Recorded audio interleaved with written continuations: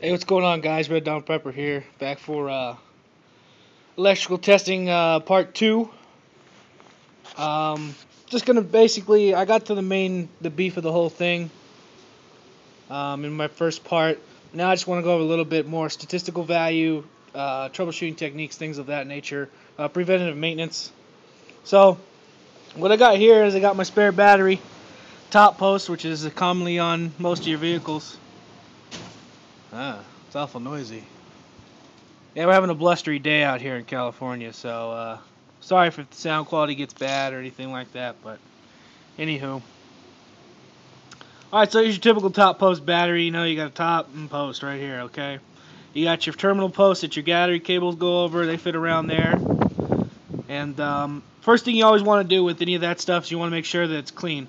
That between the terminal post and your post, you have a nice clean connection to your wires and everything. So a tool I always recommend if you have a lot of top post batteries in your family is this thing. Very cheap, about $3. And it's good to have just in your garage, just for a general maintenance type thing. Batteries get crazy a lot. But anyway, basically this is just it's a cleaner. You know, you take off your post, put this side on your post, give it a couple twists. Getting all that nice and gunky grook out and whatever. Take it off. Same thing over here. Bada bing. This ensures you've got good metal contact right here. And then you take this out. As you can see, that's kind of what your grit usually looks like on your battery. Pretty nasty. Be careful when you're cleaning off your battery not to inhale any of this stuff. That's very bad for your lungs, and it leaves a bad taste in your mouth. So yeah, like when you're scraping it off and everything, you're gonna have, like, if you can see the powder, I can. Camera probably. Ugh. Yeah, see, I'm already picking it up. So be careful to wear some kind of breathing apparatus when you're cleaning off your battery terminals if you've got acid and stuff. Because, yeah, it's a bad taste and it'll destroy your lungs. But anyway, so you can imagine what this part is for. This part is for your terminal. And you just, do like the mating dance, in and out, in and out. And, scrub it on the inside and get all that stuff out. Ensuring that you have good contact with your top post. That's like, 60% of all cases can be solved just with that. It's good to do about every 6 months to a year anyway, to clean off your battery and make sure it's good. You know what I'm saying? So, keep that in mind. Go out and buy this tool. It's very cheap. Go ahead and buy the kit, for God's sakes, for like $6. It's got this. It's got your your wrenches, and it's got a little thing of cleaner. And then you spray on to dilute the battery acid so it's not flinging all over the air, and it actually cleans off the surface. Another things I asked might be of some concern, not a whole lot, but just good battery maintenance, is on top of your battery. After a while, you accumulate what's called surface discharge. Basically, if you take your multimeter, which just got caught, thank you very much. You take your multimeter here, and you go around the surface of your battery. Just random places, here, there. Put the 2 leads to the top surface of your battery. Put your meter on voltage, and you should read some kind of voltage. Well, you shouldn't read some kind of voltage, but if you read some kind of voltage, if yours hits anything but 0, as I'll show you right now with mine. Mine's on volts. Let's put it down to 2 volts. Let's see, it should read about that. Wherever you go on your battery, it should read pretty much 0. So just take the 2 leads, go on the surface of the top of your battery, and check around. That's called surface discharge if you get a reading. That could interrupt your battery a little bit. It's not a major concern. But hey, all you got to do is spray some of your cleaner or whatever, or Coke, whatever you want to use, wipe it off. Just wipe off the top of your battery every now and then, because that surface discharge could become cumbersome, and it leads to the buildup in between the terminals and the posts. So clean off the top of your battery every now and then when you do your battery maintenance, and all should be well. Another thing I want to bring up to you, when you go and buy new components, such as a starter, alternator, battery, when you go to the parts store, wherever you want to go, make sure it works. you know, even at your shops, when your shops get parts and so forth, they don't check to make sure it works. So they could be installing a bad part. But if you're a do-it-yourselfer like I am, when you go and buy a starter, alternator, whatever, have them test it first. They usually have machines in there that can test them. And or you can bring your multimeter in when you're doing a battery. Make sure it's above 12 volts when you buy a battery. Because anything below 12 volts, you know, it'll probably still good, but hey, ask them to charge it if it's below 12. If it's above 12 volts when you buy a brand new battery, you're good. You can probably charge it with your car, no problem. But anyway, here, this is a starter. Prime example, this is for my old Ford truck. Brand new, not rebuilt.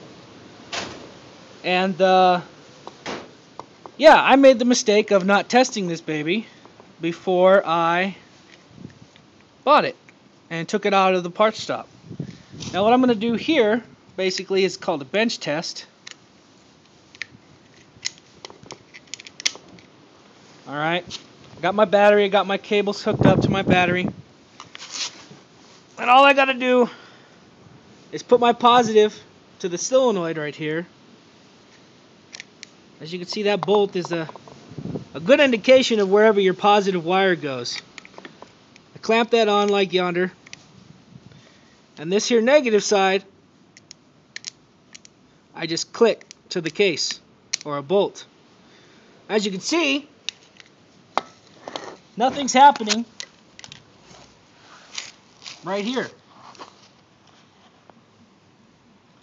Should have a piece, this here armature should pop out. Should be like, vroom, vroom, you know what I'm saying? It should pop out. You should see the whole starter move, and it should do that.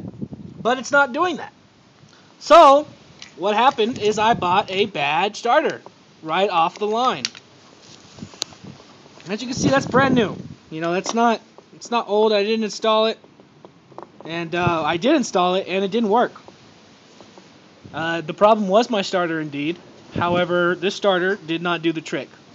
So keep that in mind when you're buying parts from stores, especially if you go cheap. A lot of your cheaper parts, you know, your 1-year warranties, rebuilt, stuff like that, that's a toss-up. I mean, 80% of the time it usually works fine, but there's that 20%, guys, that'll get you, and it'll piss you off if you install it. Or if the shop installs it, then the shop has to go back, but that's their problem. But if you install it, it's a pain in the ass, because then you got to go. Not everybody's alternator is up here like mine. Not everybody's starter. Now, my starter is actually a bitch to get to, but because it's in the frameworks. But a lot of your starters are even way more of a pain. So keep that in mind. Make sure all your parts start and work and all that good stuff. As always, have your tools available. Here's my 5/16 for my side post. So I can just, at all times, any kind of battery things I'm having, I can just tighten it, loosen it, whatever the case may be. So always know your battery sizes for your posts and everything, for your screws. You know, so you can work with your battery. Maybe your cable's just loose. You got nothing to tighten it with, but you do if you keep a freaking tool in there.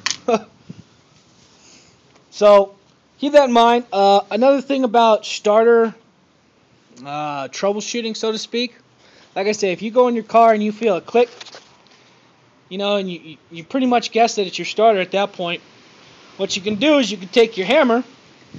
That's right, this is a common practice among mechanics. Before they troubleshoot the starter or replace it, they take their hammer and they whack it. Just give it a little tap, nothing big. You know, don't whack, bam. Just give it a little tap right there on the body. If your solenoid's exposed, maybe just a tiddly tap on your solenoid. But if you hear the click, that means your armature's extending, which means there could just be a little bit of dirt and grime in there, and you know, just give it a little tap. You know what I'm saying? If you have a car and your starter's like way down in there, get yourself a little piece of wood, position it where the starter is, and then tap the wood. You know what I'm saying? Same principle. So that's something you can do before you get all crazy. However, I do recommend replacing the starter shortly thereafter, because that means your starter is starting to go. So if it works, hey, good on you. You got a little bit more driving time. But at that point, I would start saving money up for a new starter, what have you. So just simple things, guys, for electrical testing purposes. A lot of you aren't going to be replacing your alternator, because like I said, a lot of times they're down there, and some cars you have to get under it and pull it out.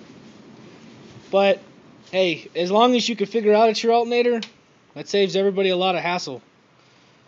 Another thing about electrical testing, guys, is always make sure that your battery is not the problem. Alright, so always ensure that your battery is good before you start testing the alternator, before you start testing the starter, anything like that. Because your battery, like I said, I'll break it down to you like this: 70% of the time it's your battery, 20% of the time it's your alternator, 8% of the time it's your starter, and 2% of the time it's your ignition. Never rule out your ignition, where you put your key in and start the car. There's been situations where it's driven me crazy trying to troubleshoot, and it turned out to be the ignition module. Not the ignition module. That has to do with your distributor. Your ignition switch, and your lock and tumbler up in your thing. So keep that also in mind.